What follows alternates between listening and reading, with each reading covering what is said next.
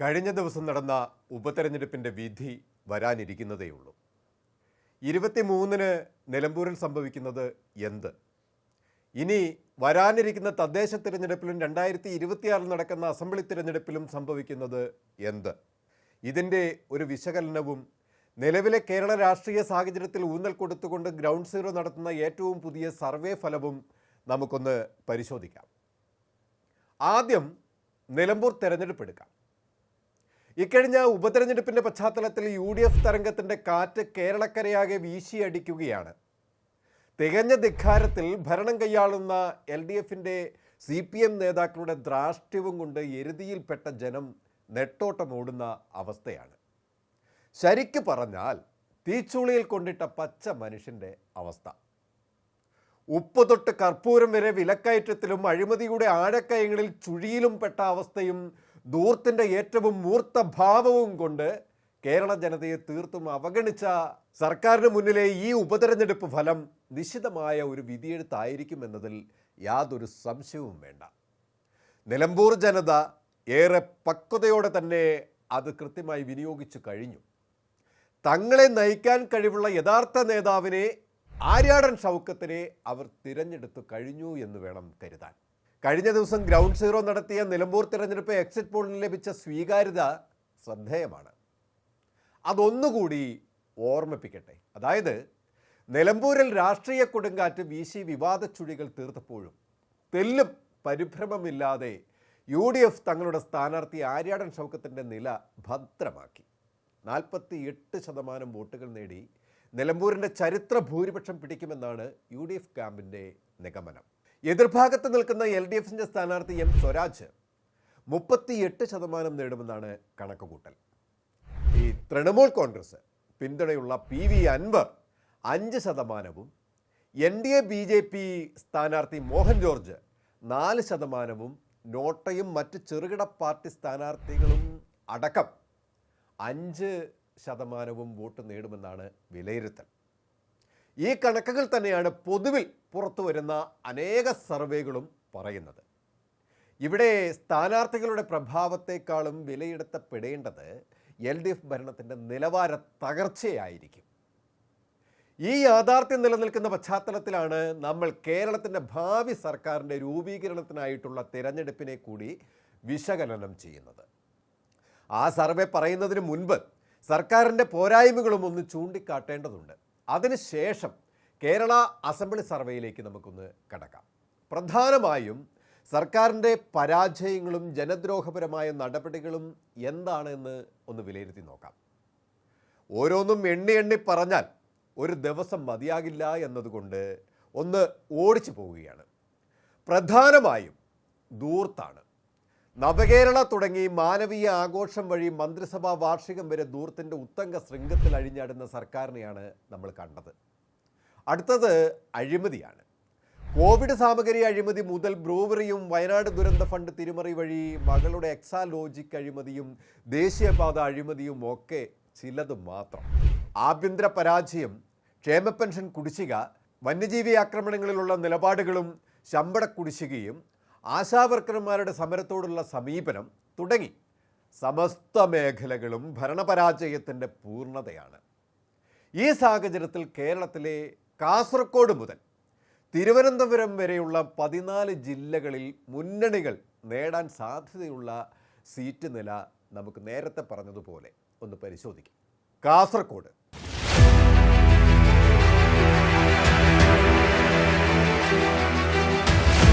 5 സീറ്റുകളുള്ള Kasaragod 3 seat UDF നേടുമെന്നാണ് കാണുന്നത്. LDF വെറും 2-ൽ ഒതുങ്ങും എന്നതാണ്. കണ്ണൂർ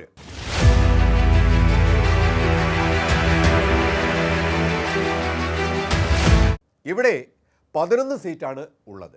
ഇതിൽ 7 സീറ്റുകൾ UDF ഭദ്രമാക്കുമ്പോൾ LDFന് ഇവിടെ ഒരു വലിയ തിരിച്ചടി നേരിട്ട് വെറും 4 സീറ്റിൽ അവർ ഒതുങ്ങേണ്ടി വരും. വയനാട്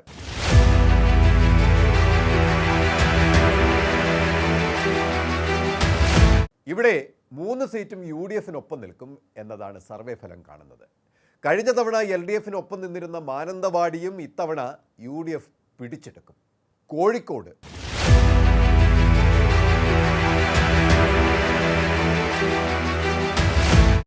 UDFിൻ്റെ കൂടെ അത്ര കണ്ട് നിൽക്കാതിരുന്ന ഒരു ജില്ലയാണ് കോഴിക്കോട് ജില്ല. പക്ഷേ 13 അസംബ്ലി മണ്ഡലങ്ങളുള്ള കോഴിക്കോട് ഇത്തവണ 7 സീറ്റ് UDF പിടിച്ചെടുക്കുമെന്നാണ് സർവേ ഫലം പറയുന്നത്.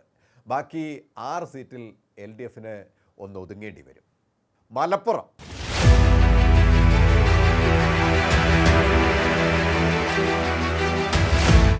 ഇവിടെയും UDFിൻ്റെ ഒരു മുന്നേറ്റം തന്നെയാണ് പ്രവചിക്കപ്പെടുന്നത്.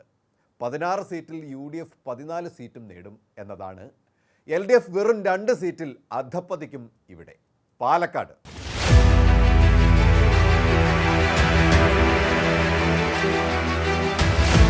രണ്ട് സീറ്റ് കഴിഞ്ഞ തവണ UDFിന് ഒപ്പമായിരുന്നു എങ്കിലും 16 സീറ്റിൽ ഇത്തവണ UDF 6 സീറ്റിലേക്ക് അവിടെ ഉയരും. മിച്ചമുള്ള 6 സീറ്റിലേക്ക് LDF ചുരുങ്ങുകയും ചെയ്യും. തൃശ്ശൂർ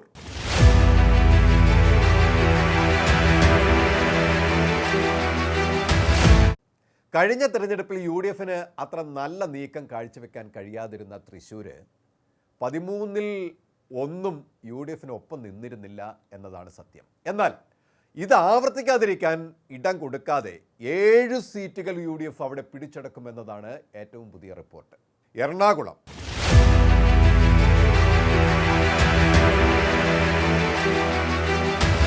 കോൺഗ്രസിന് ഏറെ മുൻതൂക്കമുള്ള ഒരു ജില്ലയാണ് എറണാകുളം ജില്ല. കഴിഞ്ഞ തവണ തിരിച്ചടികളുടെ വർഷമായിരുന്നു എങ്കിലും അത് ആവർത്തിക്കാതിരിക്കാൻ 14 സീറ്റിൽ 11 സീറ്റും അവിടെ നേടാൻ കരുക്കൾ നീക്കി കഴിഞ്ഞു കോൺഗ്രസും UDFും. കേവലം 3 സീറ്റിലേക്ക് LDF അവിടെ ഒതുങ്ങേണ്ടിയും വരും. ഇടുക്കി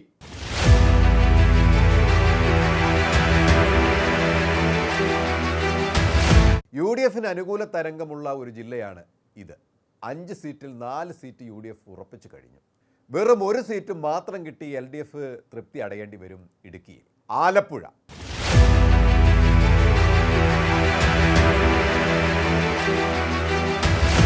ഇവിടെയും സ്ഥിതി വ്യത്യസ്തമല്ല. ആകെ 9 സീറ്റിൽ 6 സീറ്റും UDF നേടുകയും വെറും 3 സീറ്റ് മാത്രമായി LDF ഒതുങ്ങുകയും ചെയ്യും. കോട്ടയം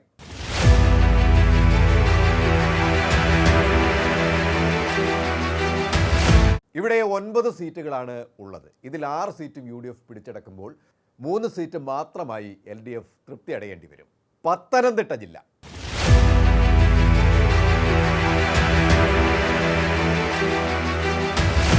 കഴിഞ്ഞ തവണ UDFിന് ഈ ജില്ല അത്ര തൃപ്തികരമല്ലാത്ത റിസൾട്ടാണ് നൽകിയത്.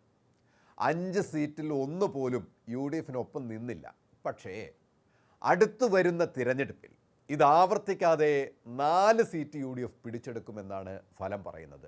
അതിനുള്ള കരുക്കൾ അവരവിടെ നീക്കിക്കഴിഞ്ഞു. വെറും 1 സീറ്റിൽ LDF അവിടെ ഒതുങ്ങും. കൊല്ലം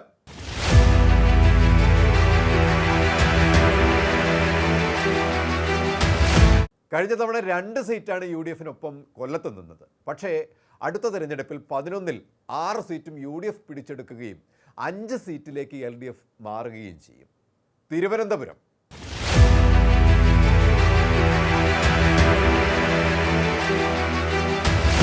തലസ്ഥാന നഗരിയായ തിരുവനന്തപുരത്ത് 14 സീറ്റിൽ 8 സീറ്റ് UDF മുന്നേറുകയും LDF വെറും 6 സീറ്റിലേക്ക് ഒതുങ്ങുകയും ചെയ്യും. ഈ സർവേ പ്രകാരം ആകെയുള്ള 140 സീറ്റിൽ 92 സീറ്റിൽ UDF മുന്നേറുമ്പോൾ വെറും 48 സീറ്റിൽ മൂക്കുകുത്തി വീഴുന്ന LDFിനെ നമുക്ക് കാണാം. 2021-ൽ LDFിന് സീറ്റ് നില 99 ആയിരുന്നപ്പോൾ UDFിന് അത് 41 സീറ്റിൽ ഒതുങ്ങേണ്ടി വന്നു. എന്നാൽ അടുത്ത വർഷത്തെ തിരഞ്ഞെടുപ്പിൽ ഒരു വൻ അട്ടിമറിയോടുകൂടി UDF മുന്നേറുന്ന കാഴ്ചയാവും നമ്മൾ കാണേണ്ടി വരിക. കേരളത്തിൻ്റെ ഇപ്പോഴത്തെ സ്ഥിതി വെച്ച് സർക്കാരിൻ്റെ ഏറ്റവും നീചമായ ഭരണത്തിൻ്റെ അവസ്ഥയിലൂടെയാണ് സർക്കാർ ജനങ്ങളെ എത്തിച്ചിരിക്കുന്നത്. ഇത് സർക്കാരിന് പൂർണ്ണമായും 100%-ഓളമുള്ള ഒരു തിരിച്ചടിയിലേക്ക് സർക്കാർ എത്തിച്ചേരുന്ന സാഹചര്യത്തിലേക്ക് എത്തിച്ചു കഴിഞ്ഞു. UDF ഒറ്റക്കെട്ടായി നിന്നുകൊണ്ട് സർക്കാരിനെതിരെ തൊടുത്തുവിടുന്ന അമ്പുകളൊക്കെ തന്നെ കൃത്യസ്ഥാനത്ത് കൊള്ളുകയും സർക്കാർ നിലം പതിക്കുകയും ചെയ്യുന്ന അവസ്ഥയിലേക്ക് എത്തിക്കഴിഞ്ഞിരിക്കുകയാണ്. ഇത് സർക്കാർ 9 വർഷമായി സർക്കാർ ഇവിടെ കാണിച്ചു കൂട്ടിയ കൊള്ളരുതായ്മകളുടെയും അനീതികളുടെയും ഒരു നേർചിത്രത്തിൻ്റെ ഒരു കാഴ്ചയായിരിക്കും നമുക്ക് ഈ അടുത്ത വർഷം നടക്കാനിരിക്കുന്ന തിരഞ്ഞെടുപ്പിൽ തെളിഞ്ഞു വരിക. കേരളം ഇനി എൽ ഡി എഫിന് കണി കാണാൻ പറ്റുമോ എന്ന സ്ഥിതിയിലേക്ക് അവരുടെ ഭരണം കൊണ്ട് തന്നെ എത്തിച്ചു കഴിഞ്ഞു എന്നുള്ളത് സത്യമാണ്. യു ഡി എഫ് ഇവിടെ ഒരു അട്ടിമറി വിജയത്തോടെ മുൻതൂക്കം നടത്തി ഇവിടെ സർക്കാരിനെ രൂപീകരിച്ച് ജനക്ഷേമപരമായ പദ്ധതികളുമായി യു ഡി എഫ് സർക്കാർ ഇവിടെ നിലനിൽക്കുമെന്നതിൽ യാതൊരു തർക്കവും വേണ്ട. കൂടുതൽ വാർത്തകൾക്കും വിശേഷങ്ങൾക്കും ഞങ്ങളുടെ channel like, share and subscribe ചെയ്യുക. കൂടാതെ സബ്സ്ക്രൈബ് ബട്ടണിലെ ബെൽ ഐക്കൺ എനേബിൾ ചെയ്യാനും മറക്കരുത്.